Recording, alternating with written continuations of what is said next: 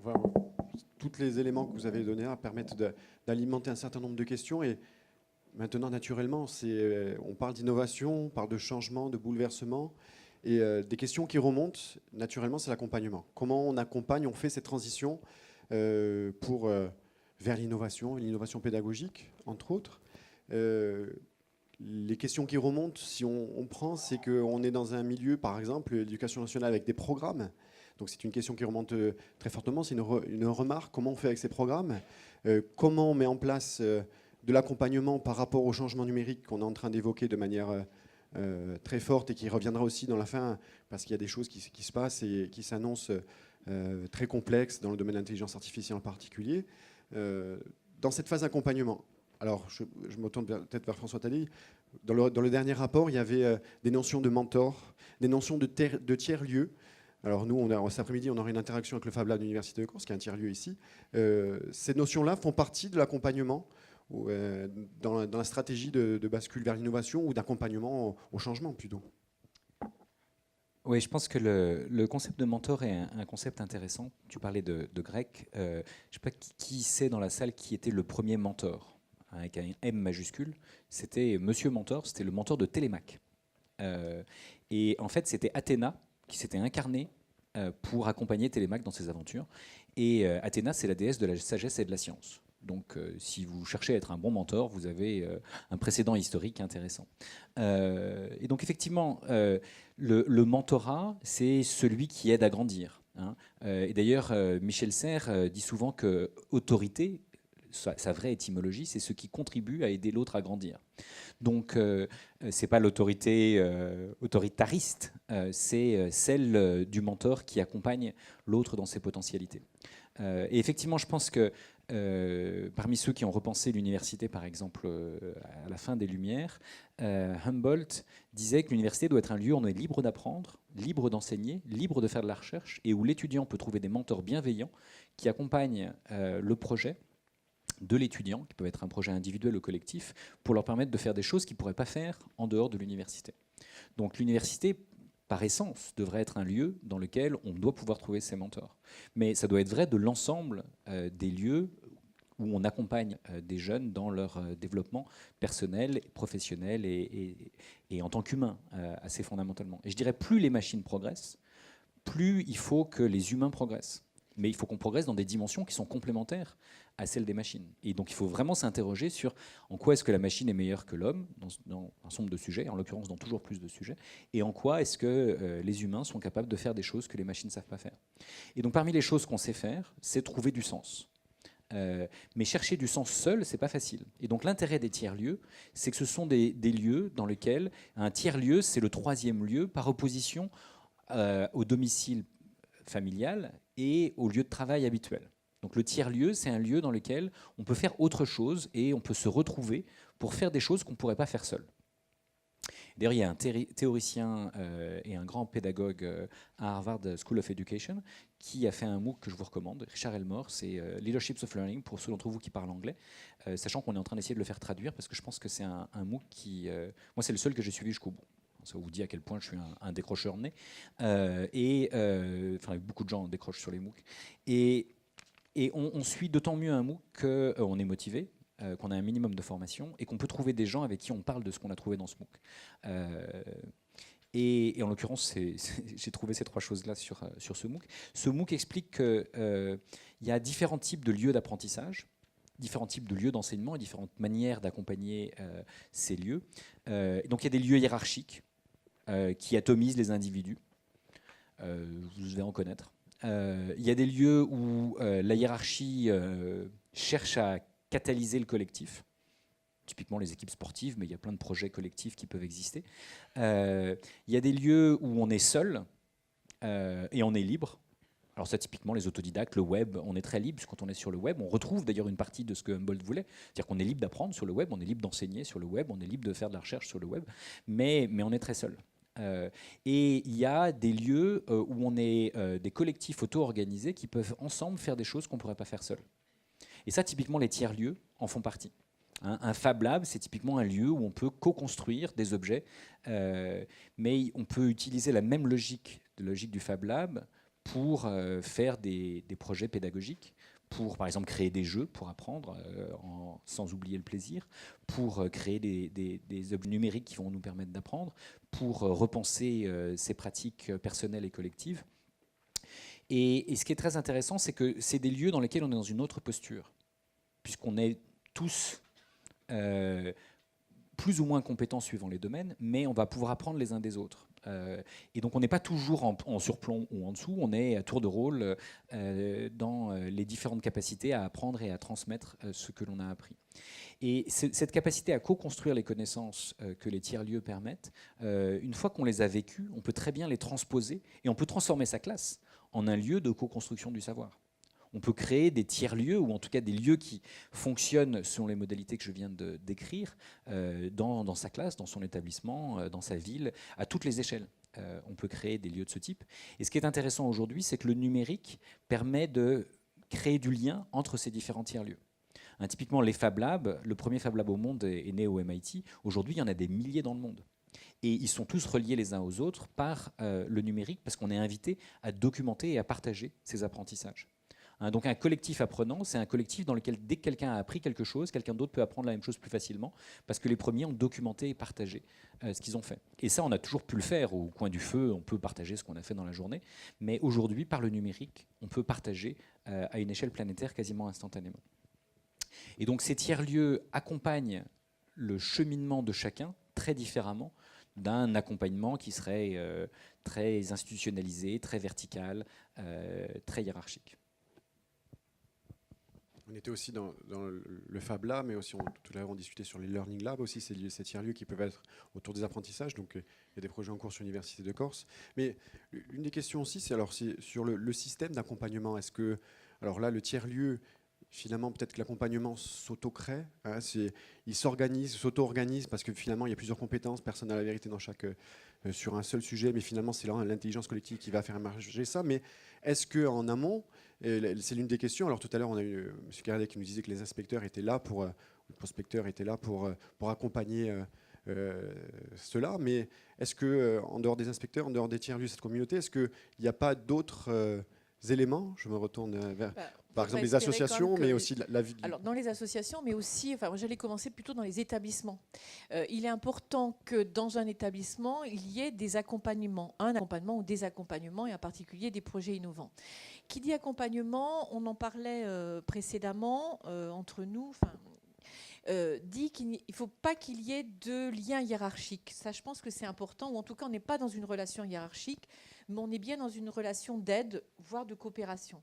Donc du coup, mais c'est nécessaire qu'elle existe, que cette notion-là existe dans les établissements scolaires. Après, la difficulté, elle peut venir en effet qu'on n'est pas tous à la même posture, même positionnement, et qu'un chef d'établissement va être considéré dans personnel de direction, enfin non, personnel de direction est quand même direction, ceci dit, c'est la direction qu'on monte, mais bon, chef, c'est déjà plus ambigu à mon avis, parce que je crois que vraiment les mots, en effet, ont un sens. Donc, dans les personnels de direction, en tout cas, on va le dire plutôt comme ça, il peut y avoir un accompagnement, une aide, parce que pour chercher des financements, pour questionner aussi le cadre, parce que souvent, les enseignants qui sont dans des projets, ils ne savent pas ce qu'ils peuvent faire. Ils ne savent pas jusqu'où ils peuvent aller. Et souvent, ils se créent ou ils pensent à des barrières qui sont beaucoup plus proches qu'elles ne sont réellement. Donc, en fait, le chef d'établissement, il doit être facilitateur. Moi, c'est vraiment souvent ce que je dis. On doit faciliter les projets, leur dire, mais ça, c'est possible. Ça aussi, on peut le faire. Mais bien sûr mais si, on peut faire. Et souvent, on est plutôt dans ça, dans dire, on peut le faire. Oui, vous pouvez le faire. Et montrer comment, etc. Donc, ça enlève aussi de l'anxiété dont on parlait tout à l'heure. Ça peut enlever de l'anxiété au niveau des équipes. Après, le souci, et on revient toujours aux mêmes notions, c'est le chef d'établissement, le personnel de direction. Il a été missionné par l'institution. Il n'a pas été il n'est pas issu de ses pairs. Et donc, du coup, il peut y avoir parfois une certaine suspicion. Et c'est très compliqué, y compris parfois dans la peau de chef d'établissement. C'est-à-dire, moi, je propose ou j'aide, et puis on ne veut pas de mon aide ou ma proposition, voilà. Et donc c'est vrai que du coup dans les établissements innovants, donc de la FESPI en particulier, mais enfin dans les établissements innovants donc au sein de l'Éducation nationale, ils n'ont pas ce problème-là parce qu'ils sont tous au même niveau, ils se sont choisis et donc du coup il n'y a pas cette défiance-là. Et donc on revient du coup en creux à la notion de confiance. Et donc il est important que dans un établissement scolaire, à ce niveau-là, ça peut être aussi au niveau d'un réseau, mais déjà dans l'établissement scolaire, qu'il y ait une notion de confiance qui soit vécue, pas posée, mais qui soit vraie, enfin, qui vive, et que du coup, ça puisse permettre que cet accompagnement se mette en place. Et donc ça permet, à la fois, il faut des tiers-lieux, ça me paraît ça indispensable, mais que déjà, dans un établissement, il y ait ça. Ensuite, je change de casquette, mais pas totalement. Il y a toutes les associations qui sont proches de l'école et qui sont des partenaires au sens plein de l'école et qui demandent qu'à participer. Et donc là aussi, il y a donc tous les mouvements pédagogiques. Enfin, il y a plein de choses. Vous parliez tout à l'heure des cahiers pédagogiques qui sont une source, qui peuvent être une source d'accompagnement ou de partenariat. Vous avez tout l'IRSEM, la pédagogie freinée. Enfin, vous avez quand même un certain nombre, la Ligue de l'enseignement, les CMA, les Franca, enfin, qui ont des vraies compétences sur certains sujets, sur certaines pédagogies actives justement, et qui peuvent permettre aux équipes, qui peuvent aider les équipes. Il y a des micro-sociétés qui sont créées avec la Ligue de l'enseignement dans des collèges, par exemple, pour monter mini-entreprises qui sont créées par la Ligue et pas seulement par des entreprises privées. Il y a plein de choses qui peuvent exister et qui demandent qu'à être sollicitées et qu'à répondre pour monter ensemble, accompagner sur des projets. Donc il y a vraiment au niveau d'un territoire, il y a tout un tissu associatif. Dans tout territoire, il y a un tissu associatif.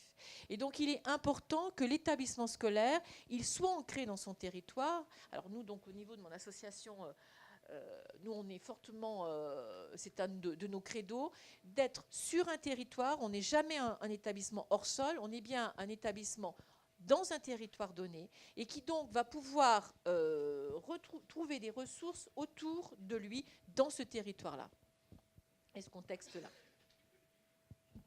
Mais d'ailleurs, pour rebondir sur ce que tu disais, pour faire une transition, dans les préconisations que nous avions faites, c'est que lorsque les jeunes professeurs sont intégrés dans un établissement, c'est extrêmement important que le chef d'établissement ou que l'ESP éventuellement sensibilise au territoire environnant. C'est parfois étonnant de voir à quel point des professeurs qui sont en poste récemment ou parfois depuis quelques années ne connaissent absolument pas l'environnement de l'établissement, ce qui est quand même assez problématique. Je voudrais répondre sur deux choses. Je reviendrai sur les programmes, qui est une question assez chaude, et sur l'accompagnement. Vous savez on revient au grec, mais au départ, le pédagogue, c'est celui qui va chercher les enfants à l'école et qui aide l'enfant à faire ses leçons. C'est la première définition du pédagogue. Et donc, c'est une définition d'accompagnement. Le rôle majeur et principal du pédagogue, c'est déjà de l'accompagnement, ce qu'on appelle les répétiteurs aussi. Je veux dire, deuxième point, c'est que tous les professeurs qui vont maintenant enseigner auront tous une mission d'accompagnateur. On prévoit de l'accompagnement personnalisé dans les programmes, et je crois que l'institution attend vraiment que les professeurs aient une posture d'enseignant, ça va de soi, mais qu'ils aient aussi une posture d'accompagnement, ce qui n'est pas la même chose. Et là, je crois qu'il y a pas mal de travail à faire dans les SP et dans les formations qui se mettront en place. Tous les enseignants sont aussi accompagnateurs. Et je voudrais faire encore une remarque sur l'accompagnement. Du point de vue de l'innovation, c'est un sujet qu'on a beaucoup travaillé, vous l'avez peut-être vu dans les rapports. On a préconisé de mettre en place des équipes d'amis critiques. Les amis critiques sont des accompagnateurs. Ce sont des gens qui vont être avec une équipe, qui quelquefois sont des naïfs, qui ne connaissent pas forcément le sujet, mais qui vont poser des questions dérangeantes, parfois à contre-temps, et qui vont permettre à l'équipe de progresser. Et cette position d'amis critique, je crois qu'il faut vraiment essayer de les développer. On a incité à le faire au sein des cellules Cardi. Et l'intérêt de ces équipes, moi je les ai vues en place dans l'académie de Rouen, ça peut être des équipes d'une vingtaine, d'une trentaine de personnes qui ont aussi l'avantage de réunir des acteurs de toute l'institution. Ça peut être des professeurs, des inspecteurs, des CPE, des chefs d'établissement, des chercheurs, absolument, des acteurs de l'ESP. Et ces équipes d'amis critiques sont un lieu extraordinaire, c'est une espèce de tiers-lieu en soi d'ailleurs, où on peut échanger et promouvoir des pratiques innovantes lorsqu'on les estime évidemment positives. Et dernière remarque sur l'accompagnement, il y a de l'accompagnement présentiel et il y a aussi de l'accompagnement numérique. Et je crois que l'efficacité, c'est l'articulation entre les deux. Alors là, fondamentalement, on a eu beaucoup de débats, un peu moins maintenant là-dessus. Le numérique est une ressource merveilleuse pour mettre en commun, pour échanger, mais le présentiel, l'échange, ensemble, c'est ce qu'on fait d'ailleurs aujourd'hui, c'est quelque part extraordinairement vertueux aussi. Toujours sur l'accompagnement, parce que c'est une question qui remonte, c'est sur la partie parents d'élèves. L'une des questions qui est remontée ici, c'est de dire, voilà, un enseignant va tenter l'innovation, est-ce que ça va être accepté par les parents? Comment on peut enlever ce frein? Est-ce que du coup, il faut aussi accompagner les parents, expliquer ce qui est en train de se passer, et sous quelle forme ça peut se mettre en place? Alors, il y a le chef d'établissement qui peut encourager tout ça, mais comment les futurs enseignants ici peuvent imaginer une solution et ne pas avoir le frein des parents, finalement, qui est assez complexe à gérer? Je crois que pour ne pas avoir le frein, c'est justement les accompagner, déjà les informer, leur présenter, communiquer et pas être dans le flou, c'est-à-dire qu'il faut y aller directement, il faut expliquer ce qu'on fait, pourquoi on le fait, qu'est-ce qu'on a vu, quel est le bilan initial on a fait, le diagnostic initial, et ensuite comment on va par rapport à ça cheminer avec eux et répondre à leurs questions. Et dans la mesure où rien n'est opaque, on revient toujours à la même notion dont on parlait tout à l'heure, la notion de confiance. Dans la mesure où on pose des choses, où on montre que voilà, on a fait ce constat-là, comment on va dépasser ça, on va le dépasser avec eux, etc., on y répond de telle façon, et bien à ce moment-là, on peut créer la confiance et du coup, on aura les parents avec soi. Mais il ne faut pas partir de l'a priori que les parents vont être contre ou que les parents sont les ennemis. Les parents, ils sont acteurs de l'école, enfin nous, c'est aussi quelque chose qu'on défend beaucoup. Et par exemple, dans 3 semaines, il y a le congrès national de la FCPE à Brest, et c'est comment imaginer l'école, comment imaginer ensemble l'école de demain. Donc ils sont bien dans cette volonté-là d'être acteurs. Et dans la mesure où on communique, où on explique, et où là aussi on accompagne, on va créer cette confiance qui est indispensable.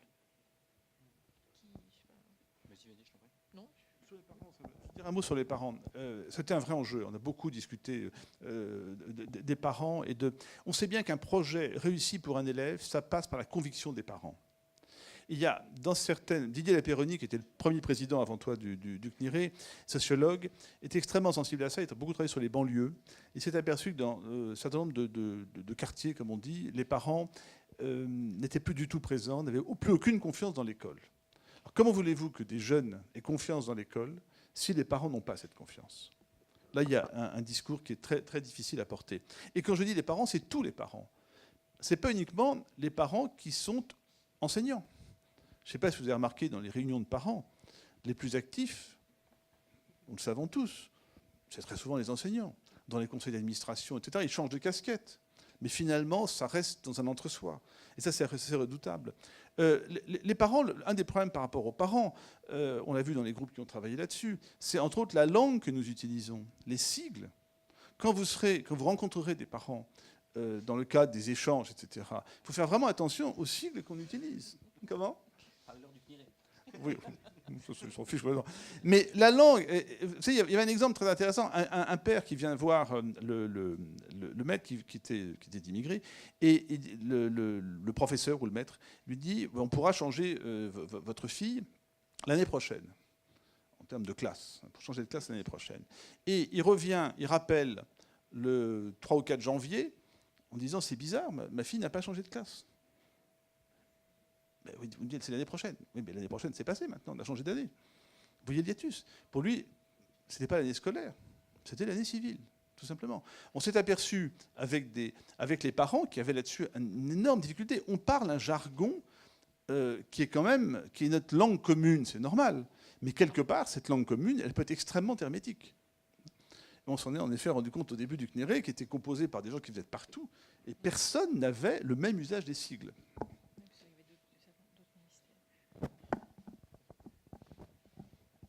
En fait, on a beaucoup parlé d'accompagnement. Je préférais parler de compagnonnage, quelque part. Et je pense que les parents peuvent être des compagnons. Certainement, la force des parents par rapport aux enfants, c'est qu'ils les voient tout au long de leur vie. Et qui partagent le pain au quotidien avec leurs enfants, d'où compagnie. Donc, et en même temps, la force de l'enseignant, c'est qu'il a vu plein d'enfants différents. De même que la force de l'inspecteur ou du prospecteur, c'est qu'il a vu plein de classes différentes. Et donc cette diversité est une richesse, mais en même temps, la connaissance spécifique est aussi une richesse. Et donc on a des regards potentiellement complémentaires si on sait les partager. Moi, j'aime beaucoup parler de complémentarité des regards parce que c'est à la fois, pour moi, le fondement de l'interdisciplinarité. Différentes disciplines ont des regards différents sur le monde, mais si on prend le cas qu'on est en train d'aborder, un parent et un enseignant ont des regards différents sur l'enfant. Et si on veut aider ce jeune qui peut être en difficulté à un moment donné à réussir, peut-être que si on partage ces regards, on va mieux comprendre la difficulté pour contribuer à la dépasser. Mais ça suppose qu'il n'y ait pas simplement des tiers-lieux, mais aussi des tiers-temps. C'est-à-dire qu'il faut se donner le temps de discuter et de discuter d'une manière où on aide chacun à progresser dans sa compréhension de l'autre et dans la capacité à faire progresser l'enfant, en l'occurrence. Et donc je pense que ces tiers-lieux doivent être ouverts à tous les acteurs, y compris aux parents, pour qu'ils disent, ben voilà, il y a par exemple énormément de parents qui ont un enfant qui a une difficulté et qui connaissent beaucoup de choses sur cette difficulté. Si vous avez un enfant autiste ou un enfant dyslexique, vous en savez peut-être plus que l'enseignant sur comment est-ce qu'on peut accompagner telle ou telle difficulté. Mais ça suppose qu'il y a un dialogue. Et effectivement, on n'est certainement pas en compétition. On est vraiment en situation de co-éducation, d'éduquer ensemble. Et donc c'est extrêmement important. Et donc il peut y avoir des formes de compagnonnage dans lesquelles on va travailler ensemble et chacun va apporter la diversité de ses regards pour aider à faire réussir, en l'occurrence, les jeunes et à contribuer aux évolutions nécessaires.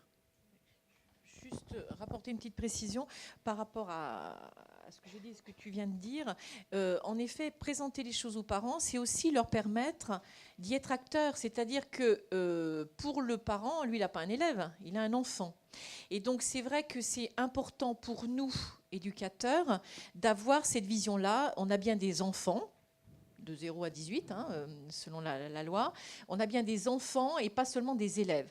Et il est important parce que le parent va nous donner un autre... Il parle d'ailleurs, il a un autre point de vue sur son enfant, mais ça peut éclairer sur d'autres enfants, etc. Et on voit l'importance, par exemple, des parents en conseil de classe, à certains moments, pas toujours, mais on la voit. Et donc, c'est vraiment important d'entendre cette parole-là. Et peut-être que, chemin faisant, le projet initial va être changé, modifié, parce qu'on aura pris en compte aussi ce qui vient d'être apporté par l'extérieur. François Tadei, il y a un dispositif de compagnonnage, moi que j'aime bien, j'ai regardé, alors que je considère de compagnonnage, parce que c'est le mot que vous utilisez, c'est s'aventurier. Moi j'aimerais bien qu'on puisse en parler un peu, parce que ça fait partie aussi du panel de vidéos qu'on a pu voir.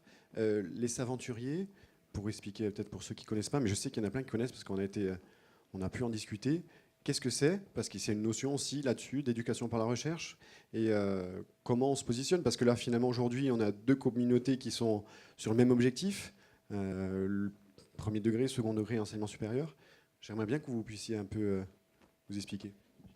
Alors, les S'aventuriers, c'est un projet qui est né dans la classe d'Angensour, qui était en CM1, CM2, en zone d'éducation prioritaire. Et en l'occurrence, c'est un projet qui est parti d'un certain nombre d'observations. La première, c'est qu'on est tous nés chercheurs. Et donc il y a une chercheuse en sciences cognitives à Berkeley qui a montré que si vous regardez un tout petit, la manière dont il observe le monde, dont il expérimente, dont il fait des erreurs et dont il apprend de ses erreurs et dont il est trop fier quand il a trouvé quelque chose, c'est exactement ce qu'on retrouve chez les chercheurs. Donc en fait, le chercheur est un grand enfant ou l'enfant un petit chercheur, vous le dites dans le sens que vous voulez. Moi j'assume très bien en tant que chercheur ce côté-là et je pense qu'on peut effectivement partir de ça. L'autre observation, c'est qu'effectivement les plus jeunes auteurs de publications scientifiques ont 8 ans. Moi quand j'ai lu ça, j'ai cru que c'était une anomalie. Et une anomalie au sens de Thomas Kuhn, c'est potentiellement quelque chose qui n'est pas dans la norme, Typiquement, la norme de publication, l'âge moyen de première publication, c'est plutôt 25-30 ans. J'en connaissais un certain nombre qui avaient publié adolescents. C'était généralement des enfants de chercheurs qui étaient dans un environnement particulier. Et en tant que généticien, je me suis demandé si c'était les gènes ou l'environnement. Et c'était intéressant de voir que des enfants qui n'étaient pas des enfants de chercheurs pouvaient contribuer à la recherche. Ce qui comptait, c'était de les mettre en position de questionnement. Vous savez peut-être que le questionnement a un pic à 4 ans. Vous avez probablement, si vous avez vu un enfant de cet âge-là récemment, pu observer la vitesse à laquelle ils peuvent poser des questions, et pourquoi, et pourquoi, et pourquoi. Et si vous passez de pourquoi en pourquoi, assez vite, si vous êtes capable de répondre, ce qui n'est pas toujours évident de répondre, alors on peut leur dire passe ton bac d'abord, ou c'est pas au programme, etc. Enfin, il y a toute une stratégie par rapport à ça. Mais si on a l'humilité de dire je ne sais pas, et au passage on peut se référer à Socrate qui, parce qu'il ne savait pas, était d'autant plus sage. Et donc en fait, on peut être tout à fait sage quand on admet que l'on ne sait pas. Parce qu'on a tendance à dire que savoir et pouvoir riment, et donc à penser que si on dit qu'on ne sait pas, on va perdre le pouvoir. Et donc c'est quand même la grande peur des adultes face aux enfants. Et en même temps, c'est la grande aspiration des enfants. Ils aimeraient bien qu'on leur dise qu'on ne sait pas. Et quand on leur dit qu'on ne sait pas, mais qu'on peut peut-être chercher ensemble la solution, alors ils sont d'autant plus motivés et on peut compagnonner dans ce questionnement. Et donc le programme des Saventuriers, c'est un programme de compagnonnage où il y a non seulement une classe et un enseignant, mais aussi un chercheur ou une chercheuse, parrain ou marraine de la classe, qui accompagne le questionnement de l'enfant. Le chercheur étant quelque part un spécialiste du questionnement et des frontières des connaissances, quand il entend des questions des enfants, il peut les aider à passer d'une question enfantine à une question scientifique en apportant une méthodologie scientifique qui n'est pas forcément la même d'une discipline à l'autre. Aujourd'hui, on a plus d'une quinzaine de disciplines dans lesquelles on a, ou de grandes questions scientifiques dans lesquelles on accompagne le questionnement des enfants, qui vont des sciences, par exemple, les saventuriers de la high-tech, on a les saventuriers du climat, les saventuriers de l'univers, où on a des saventuriers de la biodiversité ou des saventuriers de l'histoire, des saventuriers du droit, des saventuriers de la sociologie. Donc on a décliné ce concept. Et ce qui est intéressant, c'est qu'on a commencé en CM1, CM2. Aujourd'hui, ça va de la maternelle au lycée professionnel inclus. Y compris des classes Ulysse ou avec tout un tas de difficultés, de spécificités qui sont intéressantes. Et ce qui est intéressant, c'est donc accepter qu'on n'a pas toutes les réponses, mais qu'on peut ensemble chercher des solutions. On pense que c'est d'une part ce que les meilleures universités offrent à leurs étudiants. La force de l'université, c'est d'avoir des enseignants-chercheurs qui sont aux frontières de la connaissance et qui peuvent accompagner leurs étudiants là-dedans. Et donc les meilleures universités sont généralement celles qui ont les meilleurs chercheurs, c'est celles qui sont les plus réputées. Mais cette capacité à questionner et à accompagner, c'est pas forcément ce qu'on fait par défaut, parce que quand on enseigne, même quand on est enseignant-chercheur, on a peut-être oublié qu'on était un chercheur, on a peut-être oublié qu'on pouvait pratiquer cette recherche et cette méthodologie avec ses étudiants, et qu'on a oublié qu'on pouvait mettre ses élèves ou ses étudiants en position de chercheur. Donc effectivement, je pense que c'est la force des universités, c'est la force des projets de type Saventurier, et on pense qu'effectivement, à l'heure où la plupart des réponses sont accessibles en un clic, la capacité à poser de bonnes questions sera probablement toujours plus essentielle demain. Et donc les projets Saventurier se sont développés de manière extraordinairement rapide, parce que c'est né il y a 5 ans seulement. Aujourd'hui, il y a des milliers d'enseignants, il y a des MOOC, vous savez, les cours en ligne que vous pouvez suivre si vous vous intéressez à ces différents types de projets Saventurier. Vous pouvez les appliquer dans votre classe, quel que soit le niveau des élèves, et ça gagne à avoir un ancrage territorial avec des universitaires et des chercheurs. Donc effectivement, l'université de Corté et l'ensemble de la communauté de recherche qui est disponible en Corse peut contribuer à accompagner des projets sur un territoire comme le vôtre, mais ça marche aussi à distance. Il y a par exemple des saventuriers du climat, il y a des chercheurs qui sont en Antarctique et qui sont en relation avec des classes qui, elles, ne sont pas en Antarctique. Et par Skype, moi j'accompagne une classe qui est du côté de la Gironde, ça fonctionne très bien aussi. Le chercheur ne va pas forcément passer beaucoup de temps, mais il apporte une forme de légitimation du questionnement et de l'exploration. Et alors, il y avait des questions tout à l'heure sur le programme. En l'occurrence, pour l'instant, on a pratiquement toujours eu des profs qui ont réussi à trouver... Les programmes ont quand même pas mal évolué. Ils sont un peu plus en termes de compétences aujourd'hui. Et donc, on peut trouver un certain nombre de choses qui relient au programme ce qu'on peut faire dans une classe Saventurier. Donc ça fonctionne très bien. On a aujourd'hui tout un tas de modules, y compris de formation en présentiel, où on peut former des chercheurs ou des enseignants qui s'intéressent à ces sujets. Donc au CRI, où on a fait naître ce projet Saventurier, on a aussi des programmes de licence, de master, de doctorat pour des gens qui s'intéressent à ces sujets. On a des diplômes universitaires et on peut accompagner des acteurs du scolaire ou de l'université ou de la formation continue qui ont envie de rentrer dans ce genre de projet et de les déployer à l'échelle d'une classe, d'un établissement ou d'un territoire. Et on a accompagné, y compris l'éclosion de projets Saventuriers aujourd'hui à l'étranger. Donc on a, dans le monde anglophone, dans le monde francophone c'est fait, dans le monde anglophone c'est fait, dans le monde chinois c'est en train de se faire. La semaine dernière on avait des modules de formation Saventuriers à Pékin, à l'université qui est la Beijing Normal University, qui est un peu l'équivalent de l'ESPE chinoise. Donc ce genre de dispositif, effectivement, c'est du compagnonnage et c'est typiquement le chercheur, c'est un certain nombre de choses, l'enseignant, c'est un certain nombre de choses, les élèves savent un certain nombre de choses, mais l'idée, c'est qu'à la fin du projet, ils en savent tous plus parce qu'ils ont appris les uns des autres et ils ont appris aux frontières des connaissances. Ils ont typiquement documenté ce qu'ils font. Éventuellement en utilisant Twitter ou en utilisant des blogs ou des choses comme ça. Et ils ont gravi des épaules de géants. Comme dans la démarche scientifique, on voit d'autant plus loin qu'on s'appuie sur ce que d'autres ont pu faire avant soi. Mais comme on documente ce qu'on a fait, d'autres vont pouvoir s'appuyer sur ce qu'on a fait à leur tour, et ça leur permettra d'aller un cran plus loin. Et on organise des congrès. Donc il y a des congrès Saventuriers, comme il y a des congrès scientifiques, et il y a des enfants de la maternelle au lycée qui sont sur scène avec des enseignants et des chercheurs qui ont tous contribué à ces projets. Et donc aujourd'hui, on fait un certain nombre de congrès Saventuriens en province. À ma connaissance, il n'y en a pas encore eu ici, mais c'est tout à fait possible à organiser si vous le souhaitez.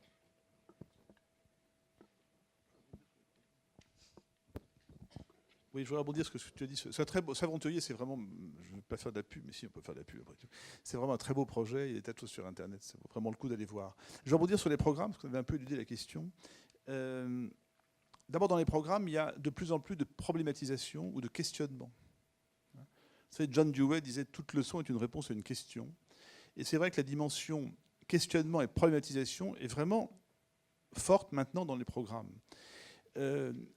Une remarque sur les programmes en général, qui revient très très souvent par vos questionnements, pratiquement dans toutes les SP où on est passé, enfin dans toutes les académies où on est passé, la question s'est posée. Moi, je suis un défenseur des programmes nationaux. Les pays qui n'en ont pas parfois le regrettent. En Allemagne, il y a des Länder, les programmes sont liés à chaque land, et c'est pas si simple que ça. Les programmes nationaux ont quand même une grande vertu. À savoir quand même que le programme, il doit être compris dans la liberté pédagogique du professeur. Le professeur en France, c'est écrit dans les textes, a une grande liberté pédagogique. C'est-à-dire qu'il peut s'approprier le programme. Et il y a une très grande diversité dans la manière de traiter les programmes. Ça, je peux vous l'assurer. Il ne faut pas que le programme soit un carcan. Le programme, c'est des éléments de référence. Et on peut vraiment se l'approprier. Et on peut être très innovant, même en restant dans les programmes. Car il y a aussi quelque part, on peut le voir, un bénéfice secondaire à dire « je n'innove pas, je ne change pas mes pratiques à cause du programme ». Ça interroge, je dis. Parce qu'en aucun cas, le programme empêche d'innover. C'est évident qu'on a un cas d'examens nationaux, ça a été redit, le bac va changer, mais enfin, ça va rester quand même un examen national. Les Français, ils sont très attachés. Ce qui a aussi la vertu et qui impose de traiter un ensemble de questions, parce que nous savons tous que dans les structures, il n'y a pas ça, entre autres à l'université, on traite rarement la vastité d'un champ. Et là-dessus, je crois qu'il ne faut absolument pas que vous considériez que le programme, c'est la prison, c'est les grilles qui vous empêchent véritablement de faire des choses. Non, on peut faire des quantités de choses au sein des programmes. Et d'ailleurs, toutes les actions innovantes qui sont Experitech, c'est la grande base que vous connaissez peut-être, les 4000 ou 4500 innovations, elles ont été faites par des enseignants qui ont des programmes, qui travaillent dans des programmes et qui parviennent tout à fait à innover au sein même de ces programmes. Sur la question toujours de la formation, après, ou de l'accompagnement, après on basculera doucement vers la fin de cette conférence inversée sur les questions de prospective. Est-ce que, c'est une des questions qui revient, est-ce qu'il faut institutionnaliser des formations? Est-ce qu'il faut mettre un système en place pour accompagner les nouveaux enseignants? Parce que c'est l'une des questions qui revient. Moi, je ne sais pas innover, je ne sais pas faire. Est-ce qu'il faut laisser le système se développer seul ou est-ce qu'il faut mettre en place... Alors, il y a des choses qui existent, on dirait. Si on était là, mais je me permets de reprendre des questions, je fais le relais de la voix du public. Et à ce niveau-là, est-ce qu'il faut mettre les choses plus visibles, les rendre plus formelles sur la formation à l'innovation ou sur l'accompagnement. Et une des questions qui remarque, c'est voilà, ce qui se passe ici, c'est que ça paraît un peu flou de manière générale en France, mais qu'est-ce qui se passe à l'étranger? Est-ce qu'il y a des choses sur lesquelles on peut s'inspirer pour accompagner, former les enseignants à l'innovation et sur les changements qui arrivent? Déjà, la journée ici, par exemple, c'est une réponse, puisque un des gros intérêts de la journée, c'est de la mixité des publics. Et donc, il y a des étudiants de l'ESP, il y a des enseignants, il y a différents personnels d'éducation nationale. Donc, en effet, inscrire des moments comme ça où on réfléchit, on se questionne sur l'innovation, mais sans qu'il y ait véritablement de réponse. Le problème, à mon avis, il est là. On ne peut pas, il ne peut pas y avoir d'injonction. L'injonction innover, c'est comme l'injonction faut lire. C'est pareil. C'est pas possible. Donc, c'est des infinitifs qui ne peuvent pas exister. Donc, ça, c'est important, me semble-t-il. Par contre, qu'on pense innovation d'une façon transversale, c'est-à-dire que chaque fois dans les formations, dans chaque module de formation, qu'il y ait un moment donc que dans la pensée du formateur ou des formateurs, il y ait soit dans la forme même, parce qu'il n'y a rien de pire, et donc c'est pour ça qu'on a fait aussi l'exercice inverse, mais d'avoir par exemple un cours avec descendants en vous disant il faut que vous innoviez dans vos pédagogies. Donc vous prenez bien les notes, vous prenez en note ce que je suis en train de dire, c'est-à-dire vous ne faites surtout pas ce que vous ne faites pas ce que je dis. Enfin, je ne fais pas ce que je dis plutôt. Voilà, l'inverse. Donc ça, c'est pas possible. Donc, mais par contre, que dans chaque formation, on pense à chaque fois, dans chaque module, on pense à l'innovation, à un moment ou un autre, faire entrer l'innovation, mettre en perspective des projets innovants, montrer ce qui existe par ailleurs, ça me paraît en effet pertinent. Oui, encore une fois, sincèrement, il n'y a pas d'injonction à innover. Vraiment, on est intervenu à l'ESN devant les chefs d'établissement, etc. Et parfois, ils se sont venus nous dire, mais en plus, il faut innover. Non, ils innovent. Il n'y a pas d'injonction. On ne fait pas pousser l'herbe en tirant dessus. On la fait pousser en l'arrosant, en l'aidant, en la nourrissant correctement. Il ne faut pas marcher dessus, ça c'est vrai. Faut pas marcher dessus. Bon. Mais il n'y a pas trop d'acteurs qui marchent dessus. Et on s'évertue et leur expliquer qu'il faut laisser pousser l'herbe, même si elle est touffue, même si elle ne correspond pas à ce qu'on voulait faire, au début. C'est vraiment ce qui me paraît important. On va parler à l'avenir, on ne va pas déflorer. Mais je crois que pour la question des SP, il y a des SP où l'on fait des choses, on sensibilise à l'innovation. Je crois que l'enjeu, il n'est pas complètement là. Pour moi, l'enjeu, il est aussi chez les professeurs qui enseignent depuis 4, 5 ans. Et là, je crois qu'on pourrait progresser complètement par rapport à ces professeurs, 4, 5 ans, 10 ans, qui se sentent seuls, qui ont envie de renouveler leur pratique. Parce que quand on commence dans les SP, ça on l'a vu, tout est nouveau. Quand on est jeune professeur, on est en pleine innovation, on découvre sa pratique. En général, qu'est-ce qu'on fait? On fait ce qu'ont fait ses propres professeurs avant soi. Ça, c'est le modèle mimétique, qui est, quoi qu'on en dise, le modèle tout à fait dominant. On a presque tous commencé comme ça. Et après, on s'interroge. Mais je crois que l'enjeu, vraiment pour l'avenir, j'anticipe sur la fin de cette conclusion, pour l'avenir, il y a un véritable enjeu pour accompagner les professeurs au bout de 5 ans d'enseignement, au bout de 10 ans d'enseignement. Car c'est là véritablement qu'il y a une attente et que l'accompagnement a tout son sens. Et je crois que les corps d'inspection, là-dessus, ont une vraie responsabilité par rapport à ça. Ouais, je pense qu'il y a besoin de ce que j'appelle une clé. Et où chaque lettre de clé va jouer un rôle, il y a besoin d'un cadre, il y a besoin de la liberté dans ce cadre, il y a besoin d'évolution à l'intérieur de ce cadre et de ces libertés, et il y a besoin de penser la fécondité de ce cadre et de ces libertés et de cette évolution. Et donc c'est ce cadre de liberté évolutif et fécond, cette clé, à mon avis, il faut apprendre à l'actionner. Et donc le programme, par exemple, parce qu'on le citait tout à l'heure, est un cadre, mais il donne des degrés de liberté et il faut savoir s'en emparer. Et il faut savoir les faire évoluer. Quand vous êtes parent, par exemple, vous donnez un cadre et de la liberté à vos enfants. Mais vous faites évoluer ce cadre et ces libertés en fonction de l'âge de l'enfant. Suivant qu'il a 3 ans ou 15 ans, le nombre de degrés de liberté sur traverser la rue ou traverser la ville va évoluer progressivement en fonction de ce que vous verrez et de ses potentialités. Donc c'est la même chose à tous les niveaux. Donc on a besoin de penser à un cadre de liberté évolutif et fécond pour accompagner l'ensemble des évolutions. C'est vrai des enfants, c'est vrai des adultes. À tous les âges, on a besoin de ça. Et je pense qu'on innovera d'autant plus facilement que l'on aura vécu des innovations dont on aura bénéficié. Et donc typiquement, si l'université innove dans sa pédagogie, à l'ESP, mais pas seulement à l'ESP, il y a évidemment dès la première année. C'est au moment où l'université peut avoir un rôle, voire même, on peut même penser le Bac-3 en collaboration, et on peut penser les projets type S'aventurier en collaboration. Mais donc plus l'université innovera, plus les étudiants auront bénéficié de ces innovations, plus ils pourront, par mimétisme, à leur tour, innover par la suite. Donc effectivement, l'ESP est un moment clé, mais il y a tout ce qui est en amont, et, comme Hervé vient de le dire, tout ce qui est en aval. Mais on peut aussi, quand on est à l'ESP et quand on pense la jonction, on parle beaucoup des transitions. Alors la transition, l'arrivée à la maternelle, l'arrivée au CP, l'arrivée au collège, l'arrivée au lycée, l'arrivée à l'université. Mais l'arrivée en poste, c'est une transition qui n'est pas mince. Et donc comment est-ce qu'on pense cette transition aussi? Et est-ce que cette transition doit être pensée par l'institution?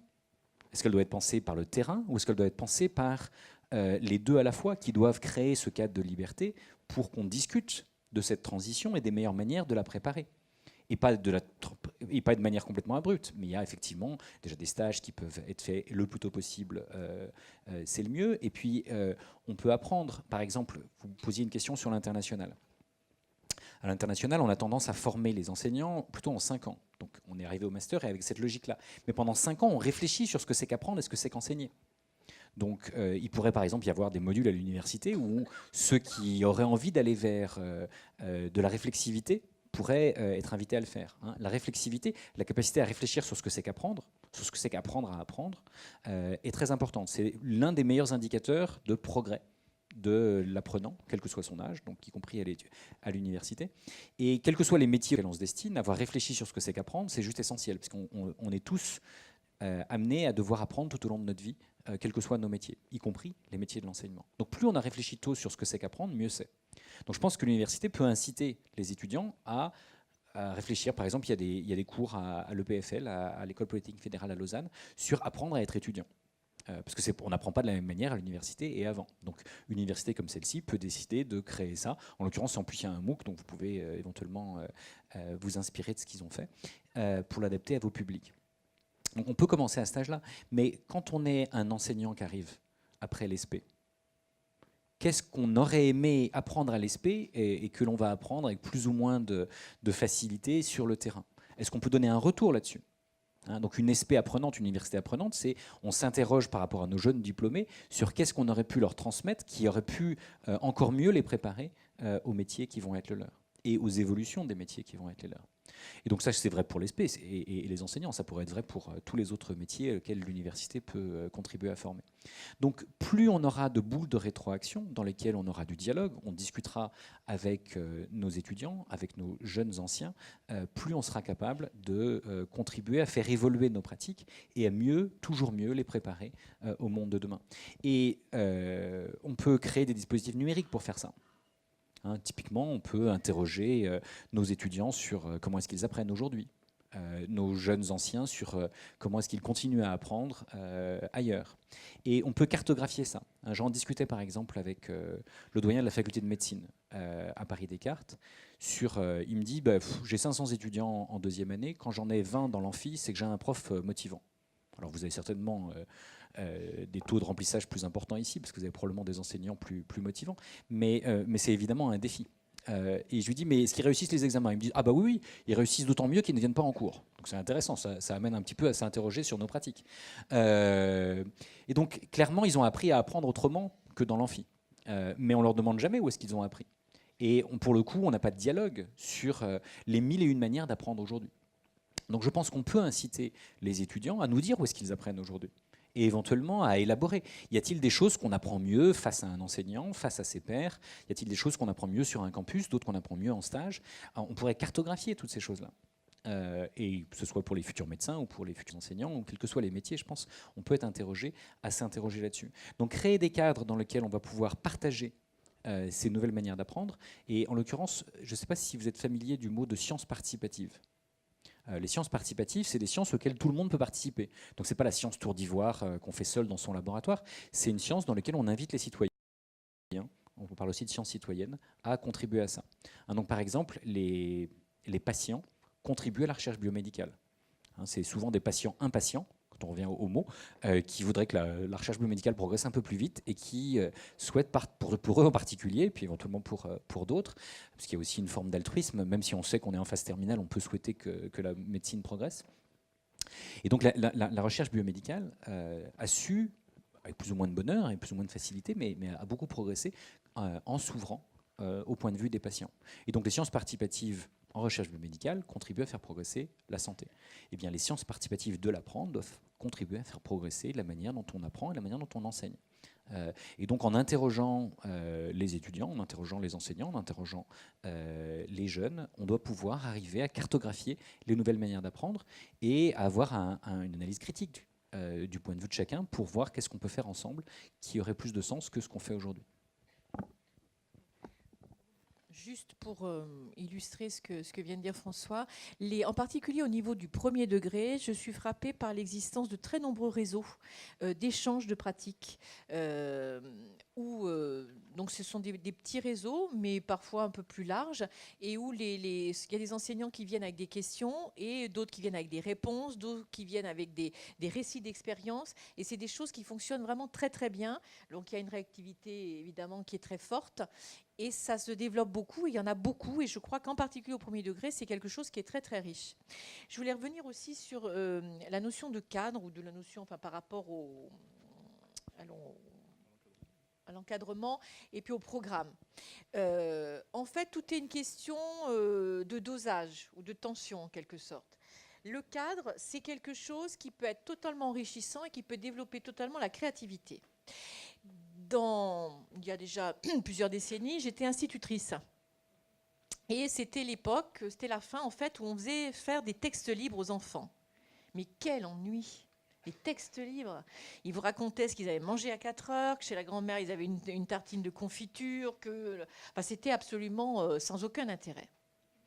Et donc, on s'est dit, on avait réfléchi, donc là, j'étais, moi, à l'école normale encore de Saint-Étienne, donc dans la Loire, et on avait mis en place, mais ça s'est développé, l'écriture sous contrainte. Et en fait, tout dépend du nombre de contraintes. Il faut que le nombre de contraintes, les contraintes soient raisonnées. Et avec un certain nombre de contraintes ou de consignes, donc voilà, il ne faut pas dépasser un certain nombre, on avait une richesse de textes, mais qui était extraordinaire. Et je me rappelle du bonheur que j'ai eu à lire après les textes des élèves. Donc à tout niveau, j'ai un fils qui fait du théâtre, c'est pareil, il y a des contraintes.